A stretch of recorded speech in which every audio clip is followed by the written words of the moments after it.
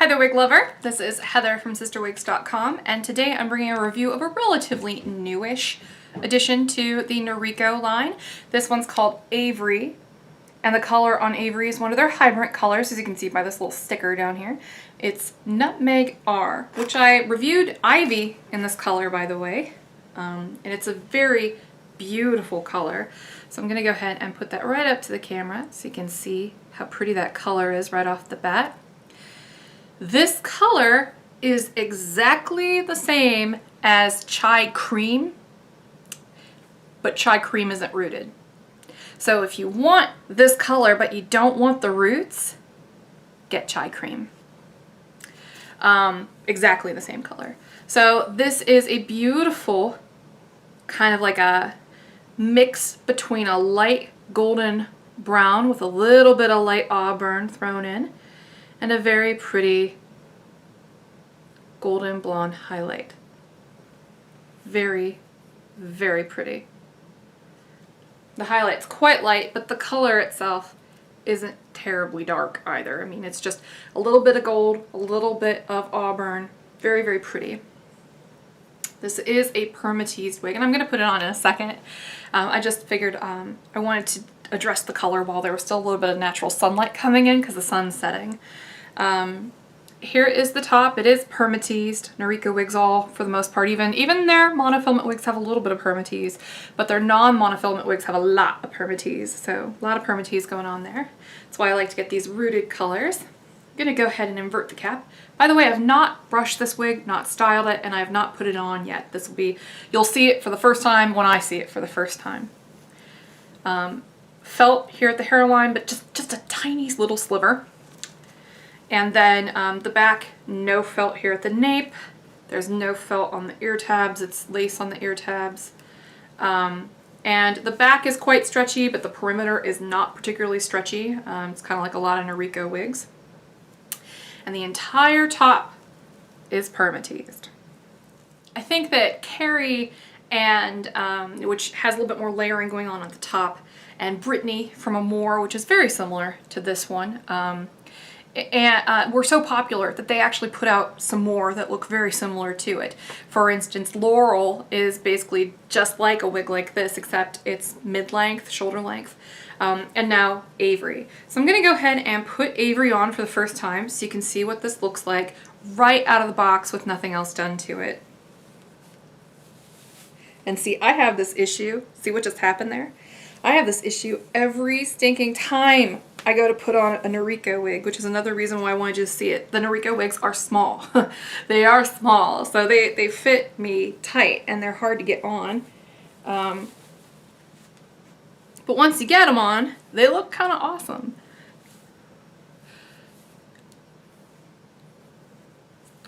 So there you go. This is what this wig looks like right out of the box. Again, this one's called Avery. The color is Nutmeg R.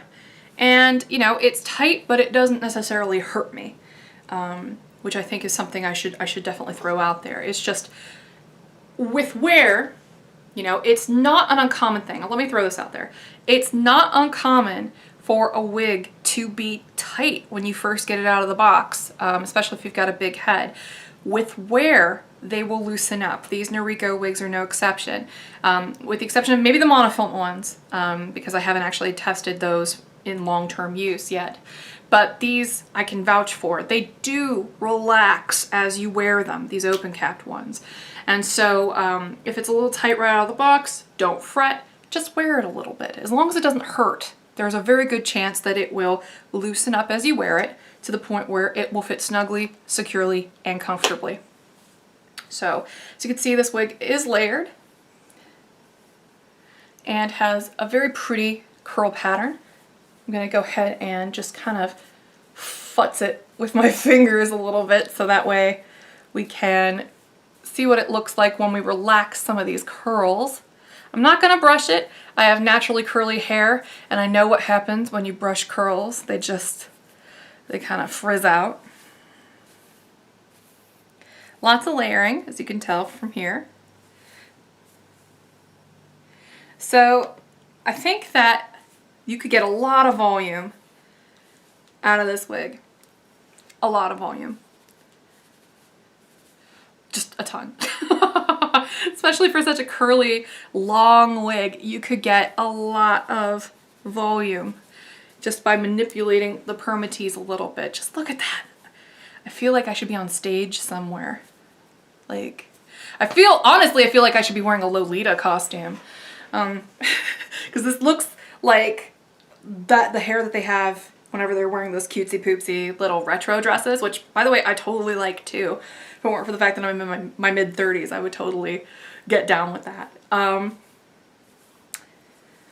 But yeah, I think this is a cute wig. And it's way, way curlier in real life than it looks in the pictures. I mean, just look at this. And I didn't do anything to it aside from fluff it up a little bit with my fingers, and just look at all the body. I actually think this wig looks way prettier in real life than it does in the pictures. I think that the pictures flatten it out and make it look just kind of blah, and it looks so cool. And this is right out of the box. I'm actually very, very impressed with how pretty this wig is.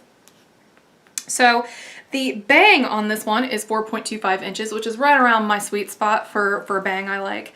I don't have a big forehead, so any longer than this and it'd be right in my eyeballs and I wouldn't like it, but I'm still gonna sweep it off to the side because I'm not a bangs person. And then it's pretty darn long. It's 15.25 inches from the nape down, but overall length isn't indicated anywhere in the manufacturer spec. So I'm just going to go ahead and measure that for you so you can get a good idea of how long it is, at least when you push it all forward. So I'm going to measure from the top down. And I'm not going to pull on the curls to straighten them out. I want to give you like an idea of what it's going to be like in general, as is. About 19 inches overall when you push the hair forward. So it's pretty darn long. So let me go ahead and show you what this looks like on the sides and in the back.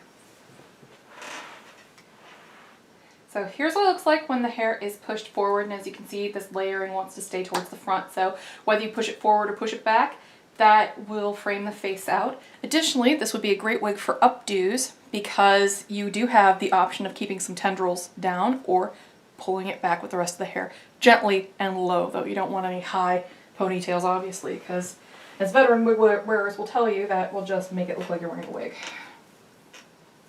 Very nice movement. Very, very pretty layering in the back. So, wow, this is just a really pretty wig. I might end up keeping this one. I don't make any money if I keep the merchandise. Urgh. It's the eternal struggle. First world problem all the way.